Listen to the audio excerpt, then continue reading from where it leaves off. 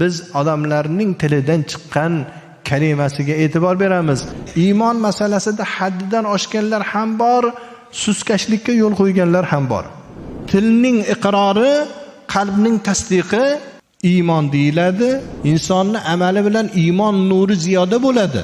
Uni jannatdagi maqomi oshib boradi.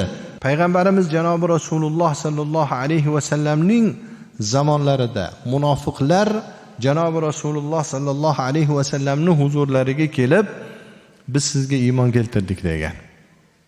Rasululloh sallallohu alayhi va sallamning huzurlarida iymonlarini baralla tillari bilan aytgan u qalblarida tasdiq bo'lmagan ular. Lekin Rasululloh sallallohu alayhi va sallam ularga mu'minlarga qilgan muomalani qilganlar. Nima uchun?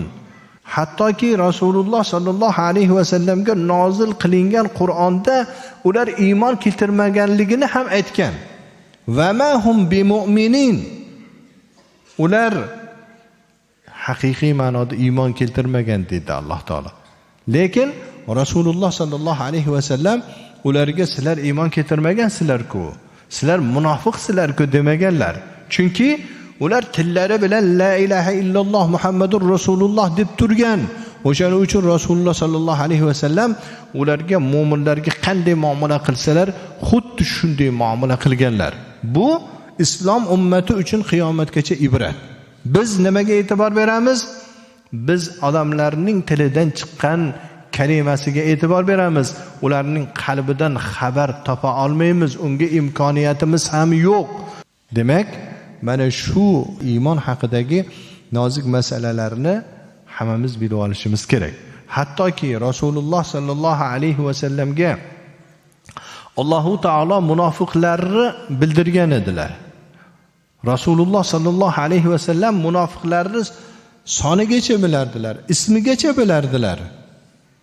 Huzayfa radhiyallohu anhu ga munofiqlarni ism aytganlar. Huzayfa radhiyallohu anhu da munofiqlarning ro'yxati bo'lgan. Bu kishi bilganlar, lekin hech kimga aytmaganlar. Nima uchun? Musulmonlar orasida la ilaha illalloh deb yuribdi-da ular. Rasululloh sallallohu alayhi va sallam ham Huzayfa radhiyallohu anhu ga hech kimga aytmagin buni deganlar. Umar ibn Xattob radhiyallohu anhu xabardor bo'lib, Huzayfa radhiyallohu anhu ni qattiq siqtovga olganlar. Ey Huzayfa, kim munofiqlar deganlarni aytmaganlar. Oxiri shunaqa ustakorlik bilan savol berganlarki, munofiqlarning ro'yxatida men bormanmi deganlar. Umar ibn Xattob radhiyallohu anhu. Huzayfa radhiyallohu anhu aytganlarki, ey Umar, munofiqlarning ro'yxatida sen yo'qsan deganlar. Endi mendan qaytib so'rama bu masalani deganlar. Demak, Rasululloh ham nima qilganlar? Yashirganlar buni. O'shaning uchun hozirgi paytda ba'zi bir toifalar bor, azizlar. Iymon borasida haddidan oshganlar bor. Iymon masalasida haddidan oshganlar ham bor, suskashlikka yo'l qo'yganlar ham bor. Xavoriji degan toifalar bor. Islomning avvalida chiqqan toifa. Xavorijiylar agar bir kishi gunohi kabira qilsa kofir bo'ldi deydi. Hammani dindan chiqarib yuboradi unda. Hattoki bular shu darajada g'uluga ketganki, o'ziga ergashmagan hammani kufrda ayblagan xavorijiylar. Qirg'in-barot urushlarni qilgan, musulmonlarni ahli sunnani qirib tashlagan bir paytlarda. Hozirgi kunda ham mana shu xavorijiylarning avlodlari bor. O'zlari qayergadir borib olib, qolgan hammani kufrda ayblayapti bugun. Nimaymish? Boshqa joyda turganlar musulmon emas emish. Ularning aytishi bo'yicha. Bu juda ham katta fitna bu. Bir kishini musulmon emas deb kufrda ayblash bilan uni qonini halol qiladi, molini halol qiladi, obro'yini halol qilyapti. Bu juda ham katta fitna bu. Islom ummatining boshiga kelgan katta fitnalardan bittasi. Bundan ehtiyot bo'lishimiz kerak.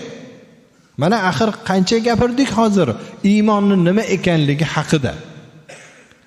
Ba'zi toifalar bor. Iymonga juda ham sus, ya'ni iymon masalasida juda ham e'tiborsiz bo'lgan toifalar bor. Mana o'shalardan bittasi murjialar.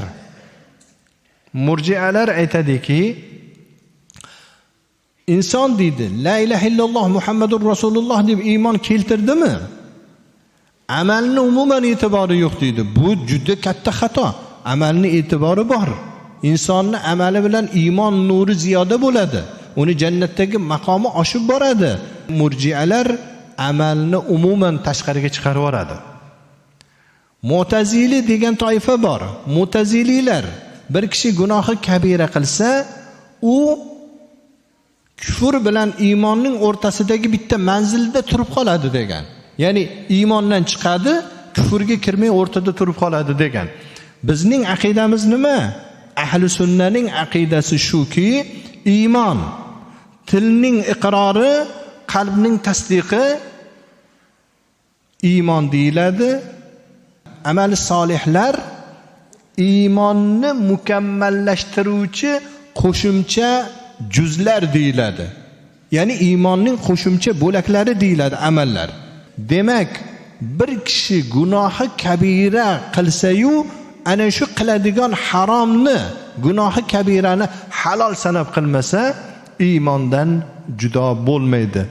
Mu'tazililarni ham, xavorijiylarni ham, murjialarni ham iymon haqidagi bu tafsilotlari xato. Faqat ahli sunnanikini ushlashimiz kerak, o'rta yo'lni tutishimiz kerak, azizlar.